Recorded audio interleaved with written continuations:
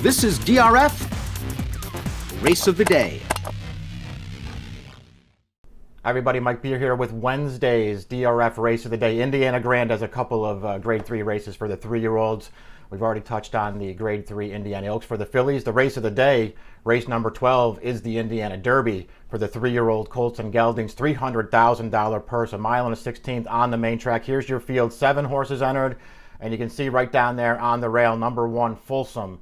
Odds-on favorite on the morning line at 4-5 for trainer Brad Cox, who was bringing this horse along pretty nicely here. They started this horse out on the turf. He's a Juddmonte homebred by Into Mischief. There's a lot of turf on the bottom in this pedigree, and that's where this horse started out, going 1-4 to begin his career. Wound up pretty fortuitously, I guess, getting rained off at Keeneland back in April. Won that race on the dirt over a sloppy track. He is now 3-for-3 on dirt for trainer Brad Cox, with a couple of stakes wins to his credit already. He comes into this race off of a Grade 3 win at Churchill the last time we saw him on May 29th. He won the Grade 3 Mat win over this distance, around 2 turns, 97 Beyer speed figure winning that day. Folsom is a horse who, this is a pretty solid 3-year-old division right now, and Brad Cox sort of has his handprints all over it.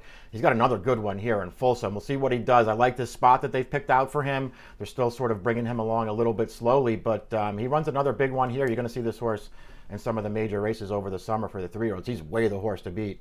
In the Indiana Derby, the competition, how deep does it run? It doesn't really look like it runs that deep. That's one of the reasons, only one of the reasons, that Folsom is such a heavy favorite on the morning line. Again, only 6 other horses entered in here. You do have a horse drawn towards the outside in here for Brett Calhoun, and it feels like Brett Calhoun, both in the filly division, the Indiana Oaks, and in this Indiana Derby, he's shipped in a couple of horses, the filly and this colt, Mr. Wireless, horses who are going to have to improve, but it feels like perhaps they could do it. He's shipping in a couple of lightly raced 3-year-olds with a lot of upside who are coming into this race in good form, and Mr. Wireless is your second choice on the morning line. Listen, this horse won 2 races in a row by very narrow margins once they stretched him out at Oaklawn earlier this year. He ran well in both of those races, though. An 87 Beyer break in his maiden, when he just held on, or actually just got up. He chased the pace setter, who wound up finishing second, all the way around the track, just tagged him on the wire with an 87 Beyer to win that day. Came right back with another good trip on May 1st in a 2-turn race. Sort of the same kind of trip. He got up close. He chased around the second turn as the pace picked up to keep himself in contention.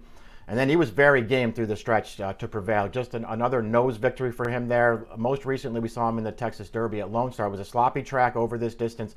That was actually a pretty good field for that kind of a race. The pace was solid. This horse stayed wide all the way around the track, and I just thought he was very game in the stretch. At 88 Beyer, while second best that day, this horse is just in really good form. Does he have to improve to beat the favorite Folsom? Yes, he does, but there's no reason to suggest that he maybe can't do that. Outside of him, I thought, maybe the only other interesting horse in the race, and certainly the one who's the best price as far as contenders go in this race, in my opinion, is the 3 Starring in My Dreams, trainer Dallas Stewart. This is a colt too, full disclosure. I've been a fan of his right from the start. I really liked his debut win sprinting last year as a 2-year-old. He came right back and won his second career start on the stretch out over a wet track at Churchill Downs, 81 Beyer in his final start as a 2-year-old. I thought this horse had a lot of upside coming into this 3-year-old campaign, and he's actually run fine. He's 0-4 so far this year, but they've run him in nothing but graded stakes races, and they tried the sort of tougher route, I guess, this year down at the fairgrounds in the Risen Star Louisiana Derby. He really wasn't that competitive in those races, although his Louisiana Derby was fine when he finished 5th. He came back with a pretty good effort over another wet track in the Lexington 2 starts back. He was closer to the pace, and it was a really fast pace in that Lexington. He was closer to it than the winner, King Fury, was.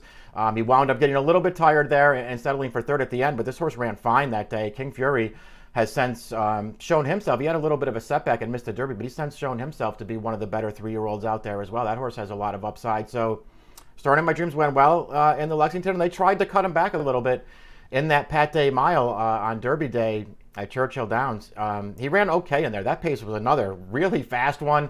He was relatively close to it, doing a lot of chasing, and he got tired in the stretch, but he made it down inside the 8th pole before he finally gave it up He didn't run poorly at all, I didn't think. I don't mind them stretching him back out in here. Luis Saez is going to ship in to keep them out on this horse. He's going to get Lasix for the first time, and he's got just a good running side. I think he's going to get a good trip in this race, so I don't really have any problem with starting In My Dream. Speaking of the pace of the race, we can throw the Timeform US pace projector up there.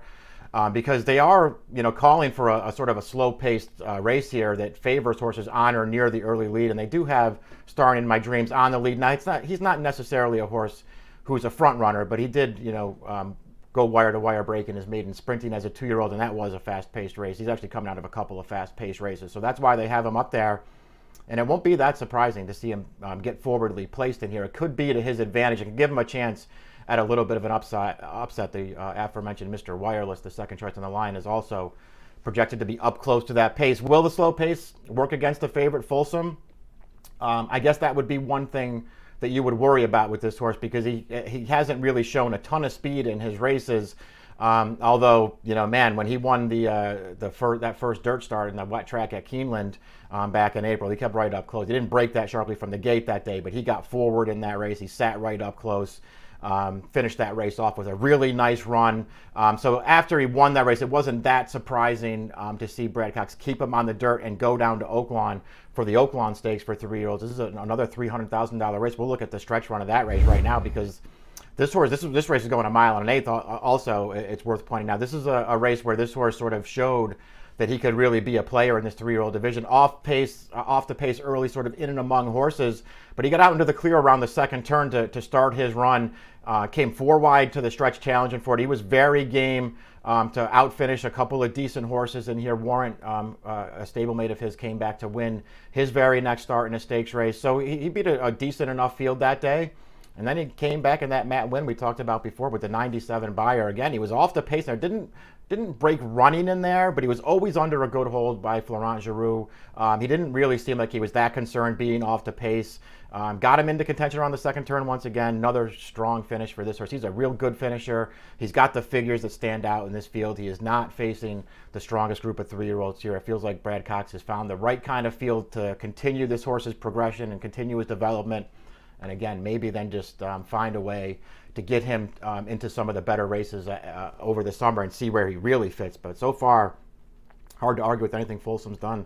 Listen, he's way the horse to beat in here. I didn't want to try to beat him. I'm a big fan of Starring in My Dreams, and I'll put him in there as well. They were really the only 2 horses I wanted in here, though. I went Folsom over Starring in My Dreams. 1-3-7-2 in Wednesday's DRF race of the day. It's the Grade 3 Indiana Derby, race number 12. Good luck.